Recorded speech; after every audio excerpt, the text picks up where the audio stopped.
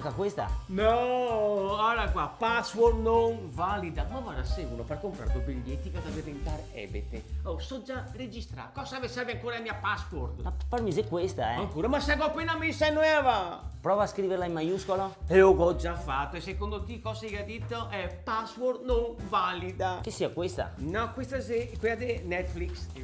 E questa? E questa è quella che dopo non fa speed. E questa qua? E questa è Amazon.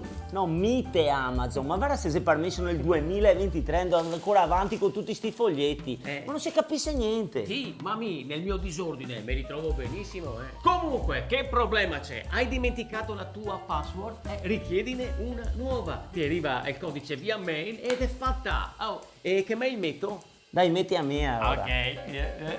E password? Ah, aspetta un attimo, adesso ti arrivo subito. No, scusa, come se che c'era, ma guarda se è possibile, no? Nell'era digitale. Questa è la password di Sky, c'è scritto. Sì. Questa è di Zalando. Sì, allora, questa qua è quella della banca. Ora dove chiedere a finire? No, ti sa cosa? Prova 1, 2, 3, 4, 5, 6, 7, 8. No, questa mi rifiuto, dai. E sta qua? Questo, guarda, questa. Carlo, questo qua è un scontrino.